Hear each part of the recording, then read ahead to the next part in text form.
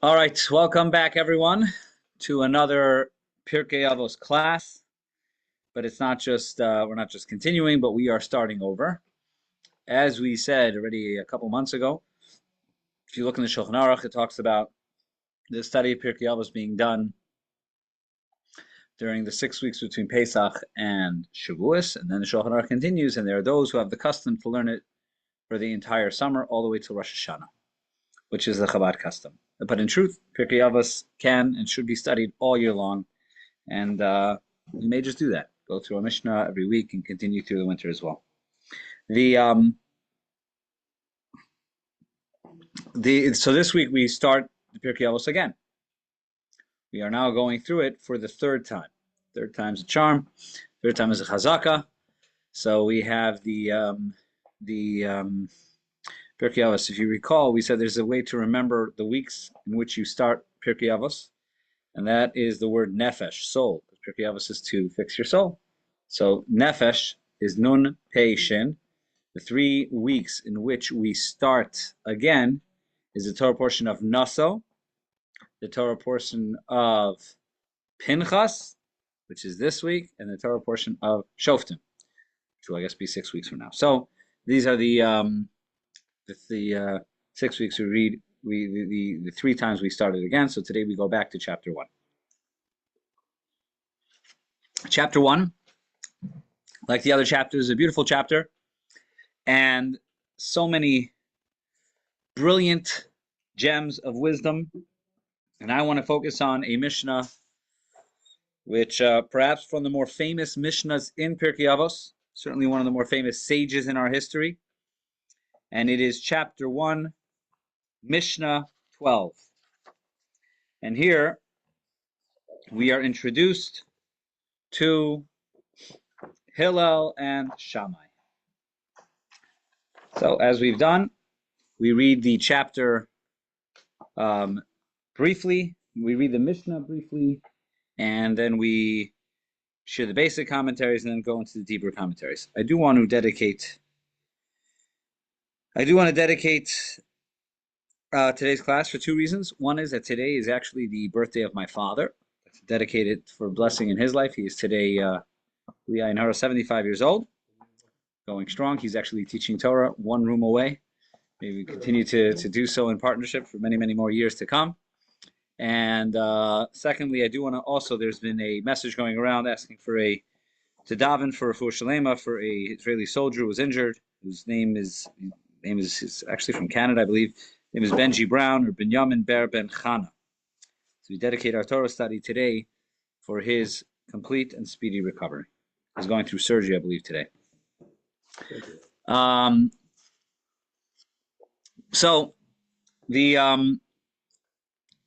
Mishnah we are talking about talks about Hillel and Shammai and a statement from Hillel. So let's read the Mishnah and then discuss it. The Mishnah is as follows: Hillel v'Shammai kiblu mehem. Hillel and Shammai received the tradition. Again, in chapter 1, it talks about the chain of Jewish leadership and Jewish wisdom and Jewish tradition, how the Torah was handed down generation to generation, who the leaders of each generation was.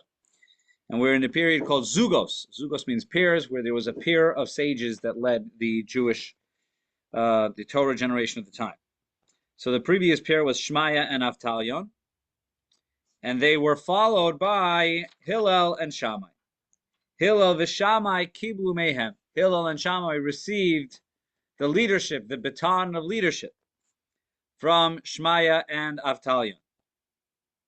Happy birthday, Bella. Beautiful. Happy birthday to you. So, these 2 leaders had a lot to say. Hillel Omer, says the Mishnah, Hillel would say, Have mi talmidav shel Aharon, be of the disciples, the students of Aaron the high priest. Ohev shalom, one who loves peace. V'roidev shalom, one who pursues peace, runs after peace. Ohev es habriyos, love all creations. Umekarvan leTorah, and bring them close to the Torah. That's the statement of Hillel. Seems simple enough. Seems essential, basic. Are there any questions that come to mind when you read this Mishnah? Any questions that you can think of? I'm sorry? Who is them? As in Kibu Mehem? They received it from them? Okay, so that actually is a continuation of the last Mishnah. Mishnah of number 11 and 12, Mishnah 10 and 11, Shemayan of time. That's actually the common terminology in this chapter. They received from the previous sages. Okay, let's go through the... Mm-hmm. Or the disciples of Aaron. Who are the disciples of Aaron that we should be among? What does it mean to be disciples of Aaron? Let me share two questions over here, which we'll get to. One is, why does it have to say be of the disciples of Aaron? Why not just say the message? I mean, if you read previously, the sages had something to say. Shema ben Shattach said that examine witnesses properly. Shemayan of time. Every one of the sages until this point had something to say. They didn't say who to emulate. They just said their message. Over here, why can't Hillel just say that message? Love peace, pursue peace, love creation, being close to the Torah. What is added by saying be of the students of Aaron that we wouldn't know had he simply said his statement? Why is be of the students of Aaron is significant over here? And is it only Aaron who had this quality? Is Aaron the only one who loved peace and pursued peace? I think a very essential question one has to ask in this Mishnah is, what is the difference between loving peace and pursuing peace? Isn't that somewhat redundant? Is it possible to love peace and not pursue peace? Is it possible to pursue peace and not love peace? It would seem that they're two different things, because if it's one and the same, Hillel wouldn't have to say both. And finally, it does seem that the last statement here seems to be unrelated to the previous statements. So you have Ohev Shalom, love peace, Rodev Shalom, pursue peace, Ohev Esabrios, love all creations. That clearly goes together. Mekarvan LaTorah, bring them close to Torah. I mean, that's true, but is that connected to the previous statement? And if it isn't, so why isn't it in the same Mishnah? I mean, the very next Mishnah is also Hillel, Hu Haya Omer. So the fact that something is in the same Mishnah means that it's connected. It's not as if everything Hillel said is in the same Mishnah. Mishnah 13 is also what Hillel says. Mishnah 14 is also what he says. So this statement is what Hillel said together. Somehow, Mekarvan LaTorah is linked to and is a direct continuation of love peace, pursue peace, love all creation. And how is that so? How is this a continuation of the previous statements? It seems to be unrelated. There's a minor question, which is, why does it mention Hillel before Shammai? Hillel v'Shammai kiblu mehem. If you look in the Mishnah, generally speaking, when it comes to the Mishnah, whenever Hillel and Shammai are mentioned, Shammai is mentioned first. Beis Shammai is mentioned first. Or Shammai is mentioned. Why? Because actually that was the way of Hillel's students. They would always record Shammai first. So over here is it recording Hillel first. Okay, that's not a major question. It's a minor question. But either way, the other ones are more essential to understanding the Mishnah. Again, what is it? Why is it significant to mention Aaron? What's the difference between Ohev Shalom and Rodev Shalom, loving peace and pursuing peace? And how is Umekarvan LaTorah, how is bringing them closer to Torah related to the other parts of his statement? Fine. Let's go to the commentaries and see if we can walk away with a better understanding of this Mishnah. So the traditional commentaries of the Mishnah are the Tosfos Yom Tov, the Bartanura. Let's see what they have to say.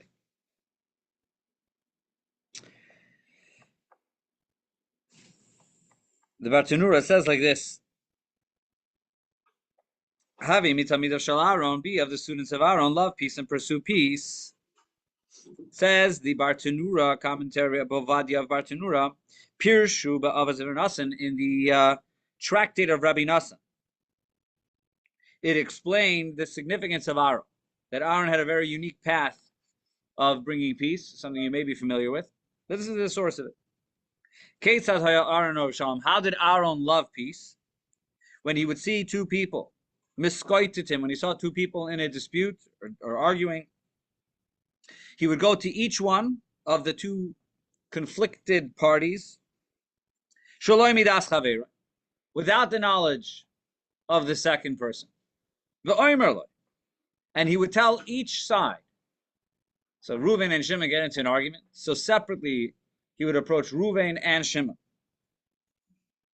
And he would tell them, to each one, Re'ei chavercha, can you see how your friend, Echu mischaret, how much he regrets this conflict? Umake es atzmai, and he's hitting himself. He is striking himself, al shechatalach, that he has sinned toward you.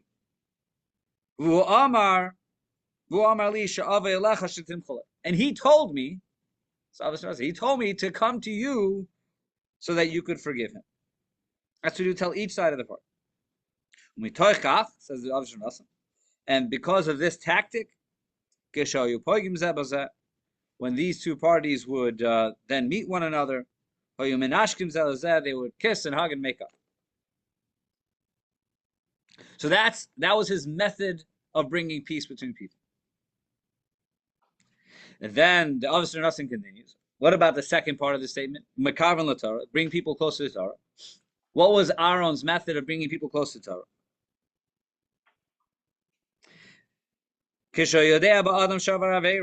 When he knew that someone had committed a sin and done something wrong, he would link himself to that person. He would come close to that person. And show him a lit up face, a positive, closer connection. And because of the closeness to the great, holy Aaron HaKohen, that person would then be ashamed. And he would say to himself, this person, if this tzaddik, Aaron HaKohen, would only know my wicked actions or my sinful actions, if he'd only know who I really am, how distant would he be from me? And it was that closeness this person would return to a positive, to a holy path. And that is Husha Navi made Allah. And that's what it means when the Navi, the prophet in Malachi, testifies about Aaron b'shalom u'b'mishor halach, with peace and with straightness, with kindness, with generosity. Halach, he went. Halach iti, he traveled with me. V'rabim heishiv me avon, and many he returned from sin. That's the common phrase that's used to describe someone who brought people back to tshuva. V'rabim heishiv me avon. This pasuk from Allah. So that was Aaron's technique, which is fascinating. Both parts of it are fascinating. Both parts of that statement are unique. They may come across as simple, but they're not simple. They're very profound. In other words, Aaron's approach to bringing peace between people, by approaching each side and lifting each person up to the other, describing to each person how your opponent really wants to make peace with you. Your opponent feels bad. That's unusual. That's not a typical approach that is taken. Usually when we're friends with someone and they're hurt, we want to just justify them. We want to validate, right? That's the key. That's a very important word nowadays. Validate. So if your friend is upset at someone, validate them. Tell them, well, your feelings are justified. Your feelings are right. All right, maybe you make them feel good at the moment, but validating is not going to solve the issue. Maybe it's a step. I'm not saying validating is always inappropriate, but that's not what Aaron did. He didn't go and validate this person's concerns. He said, to some degree it's a validation, and it says you're right, and your friend feels bad about it. That was the best. Your friend feels bad about it. On a deeper level, it's easy to look at this and say, oh, so Aaron was dishonest for the sake of bringing peace.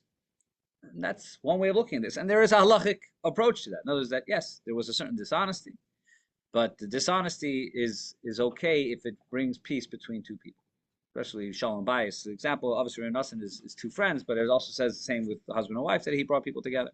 So some measure of dishonesty is perhaps at times appropriate. So you have to be careful when you say this. But maybe there's some level in some situations, a little bit of dishonesty is okay if it's for the purpose of bringing peace. But there's a deeper understanding to this. And that is that Aaron wasn't really being dishonest. That Aaron really believed in the inherent goodness of every single person. And therefore, when he said, your friend feels bad, he believed that person really feels bad. He believed, maybe it was subconscious. Maybe it was the neshama that felt that way, and that person himself wasn't aware of it. But Aaron meant it. That Aaron believed in the inherent goodness, and therefore, when he said it, he meant that he really believed it. He believed in the goodness and the regret that was at the heart of the other person. And honestly, I don't see another way of understanding this, because if this is just a ploy, a trick, then how many times could that work? You know, once he tries it once or twice, the reputation goes out. This is Aaron's tactic. But rather, if you say that he meant it when he said it, then that's something that could have a effect on many people. And the second approach is also remarkable, because I think there is a natural tendency that when we come across someone who is sinful, we become more uncomfortable with that person, not more comfortable with that person. We don't draw closer to people who have done things wrong. We kind of distance ourselves from people who have done things wrong. For better or for worse, that's human nature.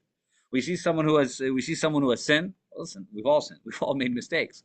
But when we come to know someone's shortcomings, I think human tendency is to kind of separate a little bit more. And Aaron did the opposite. Aaron not only came closer, he showed kindness, he showed love, specifically to one who had made a mistake. And it was that love and that closeness which drew them closer to, caused them to do tshuva. When you distance yourself from someone, so you may be entitled to distance yourself because of things you've seen them do, or but that doesn't help them. It doesn't help them. So Aaron's approach was really very profound, and something which we can very, very easily implement into our lives. I don't mean easily as in that it's easy to do, but it's something which very clearly can be implemented into our lives. And so now we've sort of answered the first question we asked, which is, why does it say having mitamid shalom? Why can't Hillel just say love peace, pursue peace, love creations, and bring them close to Torah? The reason is because Aaron was not just someone who had those qualities, but Aaron taught us some very valuable, practical lessons in how to implement those qualities.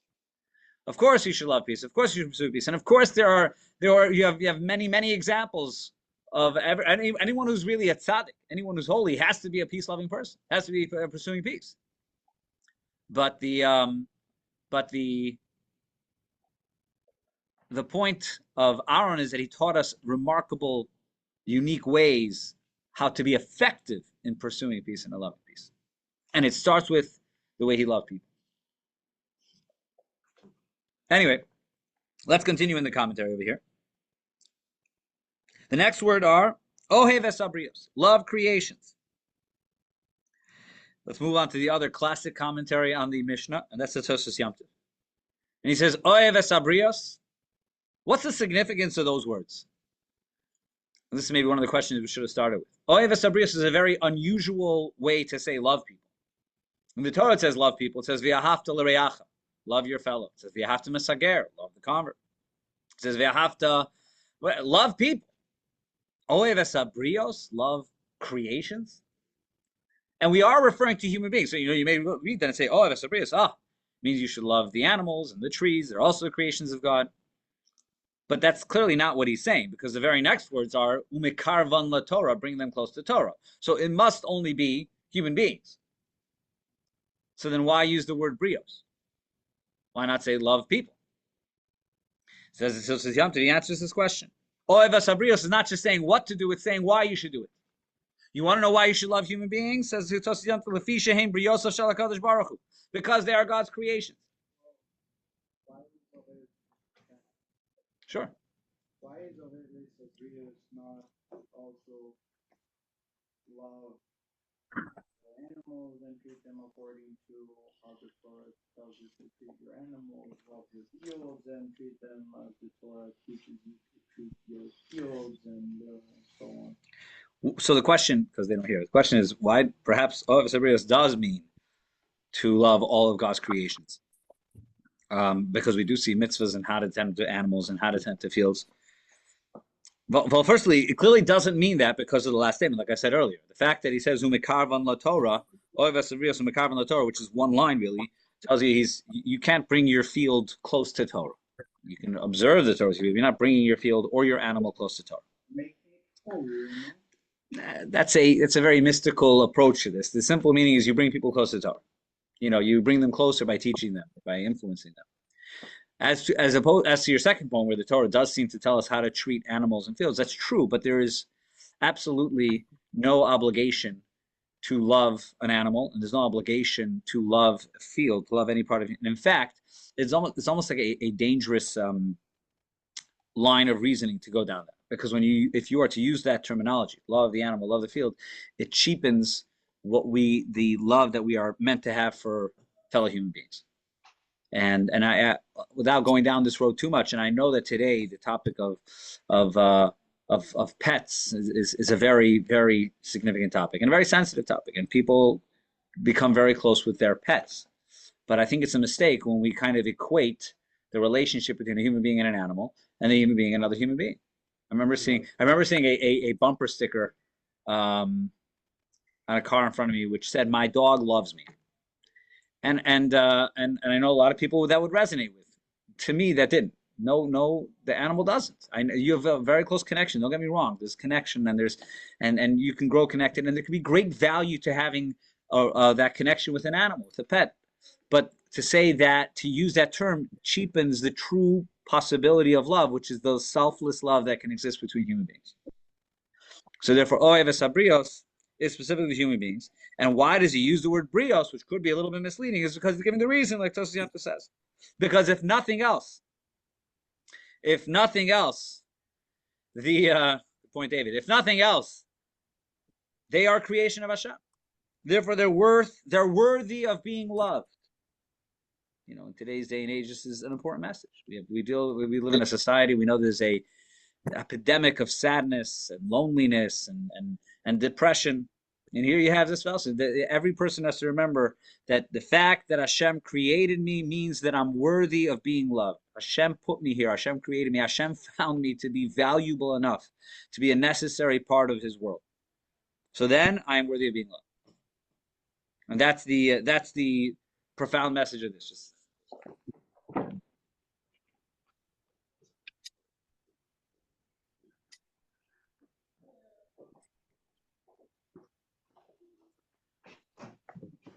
So that's oev sabrios.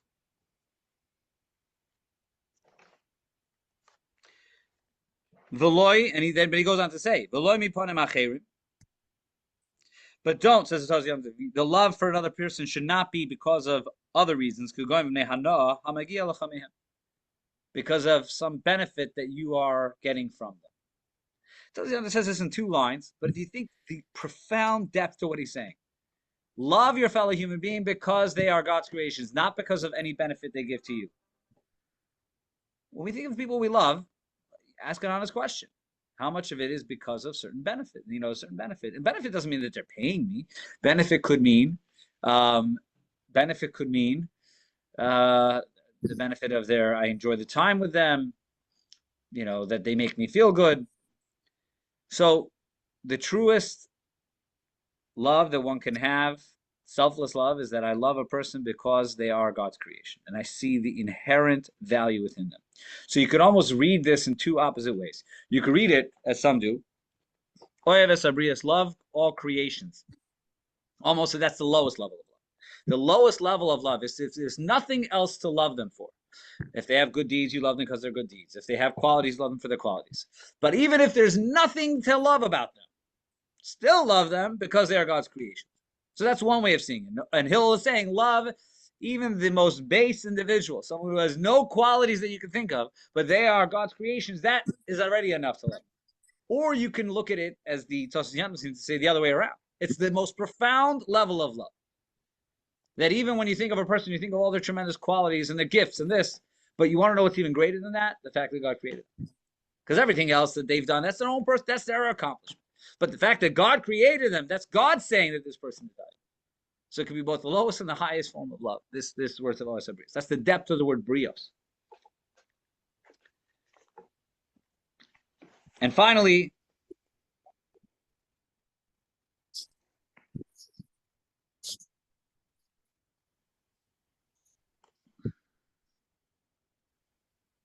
Mekavan LaTorah, and bring them close to Torah. Okay, so this is the comment. The commentary is Bartunu Tosfos. I want to jump. We're kind of low on time. I want to jump to the next question we asked, which was, what is the difference between Ohev Shalom and Rodev Shalom? What's the difference between loving peace and pursuing peace? So before I jump into the many commentaries, I don't know how many we'll get to, but there's many commentaries which address that. Anyone here who wants to share an idea on that? What does it mean to love peace and pursue peace? Is it redundant, or is there something different within pursuing peace that's not in loving peace? Rabbi, would be the difference between pursuing peace within us or the world? Pursuing peace within us or the world. So pursuing peace. Oh, if Shalom is within ourselves. Rodev Shalom is within the world. Okay? Very good. Sandy? Okay, loving peace is an emotion. Pursuing peace is an action. Okay? What's Rodef? Rodef literally means pursuing. In halacha, we'll get to this maybe in a little bit, the word rodef actually has a very negative connotation. Halachically, a rodef is someone who is running after someone to harm them. That's what a rodef is. If you just say to someone, this person has a status of a rodef, even though technically rodef means running, but rodef halachically, based on the Torah, rodef means someone who is running after someone to harm them or kill them. That's the halachic definition of rodef, which is the irony over here. Over here we're talking about rodef with the opposite intent. Okay, let's go through some of the commentaries on Ohev Shalom and Rodef Shalom. Ohev Shalom, Rodef Shalom. So he brings down over here from the Machzor Vitri, based on the Yerushalmi. And this, by the way, Ohev Shalom, Rodef Shalom, is based on a pasuk in Tehillim, which we say every week in the davening. Miha isha chafetz chaim. Who is a person who wants life? Ohev Shalom liros tov. Nitzar l'shon chameira. Guard your lips from evil. Usvasecha midaber mirma, and again, speak your lips from speaking mirma. Sur meira va'asei tov, and then what are the next words? Bakesh shalom virod fehu. Seek peace and run after. That's Tehillim. That's Psalms chapter 34, which again we say every Shabbos. Bakesh shalom virod fehu. So we see David HaMelech already used this double terminology. Bakesh shalom virod fehu. Seek peace and run after it. Says the Machzor the Yerushalmi says, what's Bakesh Shalom Virod Fehu? David, this is very closely related to what you said. Bakesh Bim Koimecha. Search for peace in your place. Virod Fehu b'makom acher. And run after it in another place. Kiloimar, says the Yerushalmi. So to say, that even though to go somewhere else requires effort and energy, nonetheless, you have to go somewhere. You may even require you to travel and go places to pursue peace. We find in the Torah that when Moshe had his conflict when Moshe was attacked by Korach, Dasan, Aviram, one of the statements in the Torah, one of the verses, which again, it's easy to kind of pass over without appreciating it, is that it says, and Moshe got up and went to the tent of Dasan and Aviram. They attacked him. They're the ones who unjustly slandered against him. And he had every right to say, I haven't done anything wrong. I'm not a party to this disagreement. And I have God on my side. Everything's going to work out. But instead it says he woke up and he went to their tent to try to resolve. He went out of his way, and he's the Gadol Ador, he's the leader of the generation. He's the king. But he says, I'm going to go to them and see if I can make peace. Rodef Shalom, go out of your way to pursue peace. And that is a very important quality. And I think, again, it's very relatable, this idea. I think most people would describe themselves as Ohev Shalom. Most people are peaceful by nature. But how many people are ready to go out of their way to resolve a problem? When you're in a dispute with somebody to try to make peace like 3 times, and that person still refuses to understand and it's just, you're not seeing them involved anymore. I can't remember what. Okay, so Sandy's saying, what about the idea of it's brought down that you have to put in effort 3 times to bring peace? So the halacha you're referring to is the idea of forgiveness. It says that the person should ask forgiveness 3 times, and after that, they're no longer required to ask forgiveness. three different times, three different ways. And I actually think it's a very interesting approach, your point you're making, which is that maybe that would be a classic, a good example of what Rodef Shalom means. Is that even though at a certain point when a person has asked forgiveness a few times and the other person has not granted forgiveness, so at this point I am no longer obligated to seek forgiveness. Now granted, this halacha is, it has to be three genuine attempts, three different attempts, three different times. But if I've fulfilled my obligation, then I can go back home and say, okay, I no longer have, no longer I'm obligated to pursue peace over here. Yeah.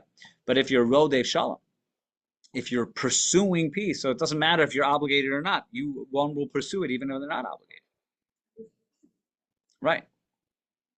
An interesting point over here is that what different commentaries point out, Ohev Shalom and Rodef Shalom, similar to the last thing we said, but slightly different. The way the Yerushalmi points out is that Ohev Shalom is more about within your place, and Rodef Shalom is requiring you to travel. Other commentaries say that the two different terminologies are Ohev Shalom, Rodef Shalom. That one is making sure that you're at peace with the people in your life, and the other one is that you venture out to encourage others to make peace that you know of. In other words, if you know of a conflict between two others, that you will go get involved and try to bring peace between them. And that's often uncomfortable, because very often, if I know of someone else that's in a state of conflict, then the easy thing for me to do is to simply mix out and say, it's not my problem. If I have two friends who I get along with and they don't get along with each other, then I think the tendency of most is to say, well, I'm on good terms with everyone. They've got their issues, let them work it out. Furthermore, for me to get involved is almost like it's encroaching on someone's private affairs. Who am I to mix into someone else's private business? And there's a strong possibility that if I am to approach them, or if I know of a couple that's not getting along, and if I am to call them up, or him up, or her up, and say, I understand there's some problems, how can I help? It's very possible that I'll be told, it's none of your business, stay out. And that's uncomfortable. But a person who's Rodef Shalom takes that risk, takes that chance, because if I'm a pursuer of peace, and peace is the foundation upon which Judaism stands, upon which the Jewish people stand, upon which the world stands, so then I will pursue peace, even if it's none of my business, even though that's uncomfortable. Rabbeinu Yonah says, Sandy, pretty much what you said. And he said, Ohev Shalom is balev, Ohev Shalom is in your heart, and Rodef Shalom is in action. Is b'maisa is in action. That's Rabbeinu Yonah. And basically saying that just like Aaron didn't just love peace internally, but actually actively went out of his way to bring peace. And I want to add another point over here, which I think I saw in the Rebbe Sichos, is that for Aaron to get involved in other people's lives was not just that someone who was involved. It actually came at his own personal risk. Aaron was the high priest, which meant that he was very busy. He was very busy as the high priest in the temple. But secondly, and this is a little bit for more advanced Torah, one of the most, if you read through the Torah, what is one of the most critical necessities of the high priest, of the Kohen Gadol, is to remain pure. The Kohen Gadol has to be tahor. All Kohanim have to be tahor, but the Kohen Gadol, the high priest, has to remain ritually pure. The idea of ritual purity is not something we're very familiar with nowadays, because most of it is not observed. A Kohen doesn't go into a cemetery for that reason. But anyways, a Kohen Gadol has the obligation of him remaining ritually pure is so significant that he doesn't even go to the funeral of his own parents. He's the only one, because of the impurity associated with the body. But there's many forms of impurity out there. And engaging with people is a risk to becoming impure. Any person you engage with, you go into the roof, go into their house, the roof, if you're under the same roof, as impurity. So for Aaron to engage in people and to work towards people came at personal risk for his career, which was to be the Kohen Gadol. But he did so, and that's what it means. Again, all this points back to why Hillel didn't just say love peace. He said be like Aaron, because Aaron teaches us, personifies that ideal, and teaches us how to be that way. I want to share two more things.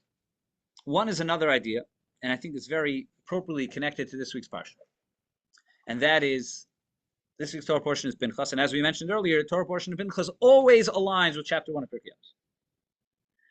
What happens in Pinchas? Pinchas is where the story of Pinchas, which began in last week's parsha, but is addressed in this week's parsha, is where God tells Pinchas, God tells Moshe, tell Pinchas that because of your actions, I give Pinchas my covenant of peace. So Pinchas is synonymous with peace. But it's strange because if you were to look at Pinchas, well, it would seem to be that he's anything but peaceful. His actions were quite harsh. The end of last week's Torah portion. He kills someone, two people who are in the middle of a sin, right in the middle of sinning. That sin is leading to, or is part of the plague of the Jewish people, taking down the nation as a whole, and he takes dramatic and drastic and immediate action. He kills Zimri and Cosby. And the word says, Hashem, I give you the bris of peace. Peace, maybe courage, maybe heroism, maybe strength, maybe holiness, but peace? And yet, yes, and there's something very, very profound over here. And some of you may have joined me yesterday. I shared this more in the context of the Torah portion. And that is that, and this is so relevant today, it's a mistake to sometimes assume peace just means kindness and goodness at all costs. Peace just means to love and to be kind and to extend your hand and always back down, always forgive and just move on. But that's not really the only key to peace. Sometimes peace requires strength. Sometimes peace requires even very difficult and what seems to be harsh actions in order to ensure continuity and peace. In the war that Israel faces today, you have people clamoring around the world, anti-Israel, anti-Semites, and what is the word peace? Ceasefire. Sounds great. It sounds great. But anybody who pays attention to what's going on, and more importantly, anybody who pays attention to history, knows that when you confront evil, sometimes the response has to be harsh. Sometimes the response has to be victory. And when there's victory, you can have peace. When there's victory, when there's strength, when the truth and when the right side prevails, then there could be peace.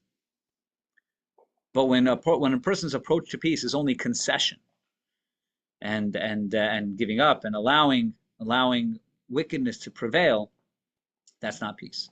And that's the situation Pinchas was in. He saw people sinning, and he saw how the sin was leading to a plague of the Jewish people. And he could have just had a mellow approach. Well, who am I to make a ruckus? Who am I?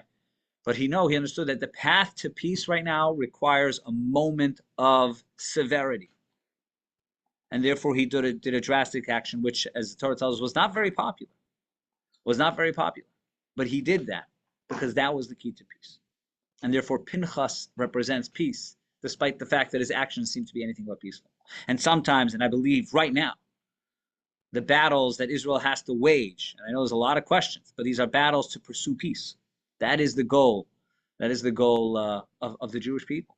As David HaMelech says in Tehillim, I think it's chapter, maybe it's 130, 131, he says, Ani shalom, I am peace. They speak of war. I am peace. David HaMelech waged more wars than just about any king. And yet he says, but what is my goal? My goal is peace. I'm just looking to protect my land so that we can live in peace. And he saw the fruition of his battles with his son Shlomo Melech, who did live in peace. So perhaps it can be said that Ohev Shalom is the standard peace like Aram. Rodev Shalom, which means pursue, and Rodev actually has somewhat of a harsh connotation. Is because sometimes the key to peace requires Rodev, means rushing and in a severity. Sometimes it requires strength in the pursuit of peace as well. Rodev Shalom may be Pinchas. Ohev Shalom is Aram. Pinchas is the grandson of Aram. They are one and the same. They were pursuing the same peace. And so maybe this is another interpretation of the two different approaches. Ohev Shalom, Rodev Shalom. Ohev Shalom is the passive, more peaceful approach. Rodev Shalom is the more aggressive. Sometimes strength is the path to bringing peace. One final thought, which I saw earlier, which I want to share, really unrelated to the past, and that is, we still didn't address the final question. We're not going to have time for it, about how Mekarvan the Torah is related to the previous points. But either way, I want to share one thing that the Rebbe says. So Hillel says, love creations, pursue peace, love peace, pursue peace, love creations, and bring them close to Torah. In addition to Hillel telling us these messages, he's also telling us the order in how one should engage with someone else. When a person engages with someone else, the first step has to be showing them you love them, showing them you care about them, showing a love for creations. And if and when once one has done that, then mekarban Torah, then bring them close to Torah. You want to know how to bring someone close to Torah? Start by showing them you really care about them. When you show them you really care about them, then you will have an easy path to bring them close to Torah. We see this not only, we see this in the way God behaved, right? God showed his, when we went out of Egypt, we received the Torah 7 weeks later. But even before we received the Torah, we already saw God's love, the miracles that took place. We get out of Egypt and the many miracles which we speak about in the Dayenu, right? Think about the Dayenu on Pesach. We talk about so many miracles which were all Hashem's expression of love. I love you. I care for you. And at the very end, we say, "V'nasan lanu Torah," gave us the Torah. Then you care of Tanul Har Sinai, the same wording. You brought us closer to Har Sinai, brought us closer to the Torah. So just as God expressed love and care for us, and only then gave us a Torah, that's what Hillel is saying. Love people, show them you care about them, show them you're pursuing peace, and then you will open them up to the beauty of Torah. You'll bring them closer to Torah. And this is, I mean, this is so true. That this is, if a person, you go over to a person and say, well, this is what you have to do, this is what the Torah says, this is you're Jewish, these are your obligations, chances are you won't be very successful. But if you show, and not just in some sort of dishonest way, but if there's an honest concern and care and love, and they sense that and they feel that, then when the opportunity comes to show them what Shabbos is, to show what Torah is, to show what a mitzvah is, they are much more likely to respond and to respond positively. Isn't there an idea that the way to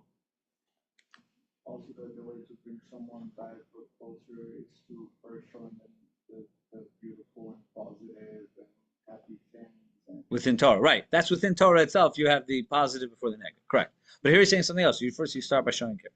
And just to conclude this idea, so there was obviously a couple of weeks ago was the already close to a month ago. No, a couple of weeks ago was Gimel Tammuz, 3rd of Tammuz, in which there was a lot of talk about the Rebbe's Yahrzeit, 30 years, and many stories illustrate this idea. How the Rebbe's approach, certainly the Rebbe's approach was to bring Klal Yisrael, the Jewish people, back to Torah, but it started with love. It started with loving people and showing them that love. I remember there was one video was going around of a rabbi, it was a campus rabbi, who was, I think his name is Yossi Kulik, and he was born to a black father and a Jewish mother, and he was raised in Crown Heights, and it was challenging for him because as a biracial kid in the middle of a Hasidic community, it was very difficult. And he said he went through some very tough times.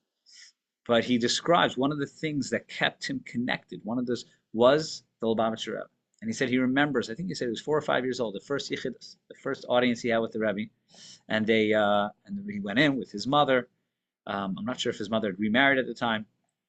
And the Rebbe started speaking to him, and he asked him about his tzitzis, asked him an easy question. How many tzitzis do you have on the strings of the, and he answered 1, 2, 3. And then, and he had that Yechidus, and he says, and the person who was interviewing him says, so what was it so profound about that meeting with the Rebbe? He said, there was one thing. I stood in the presence of the Rebbe, and I felt someone who loved me and who just cared about me. And he says that, and then there was episodes and moments that he experienced later in life, his relationship with the Rebbe, but that was his first experience. At 5 years old, was at the Lubavitcher Rebbe, one of the most important rabbis in the world, loves me, cares about me. And this was the calling card of the Lubavitcher Rebbe, that he loved Jews. And then when that was clear. So then, of course, people were drawn to the Torah and to the mitzvahs as well. And this is one of the very beautiful messages that we could take away from this Mishnah. All right. Thank you, everyone, for joining.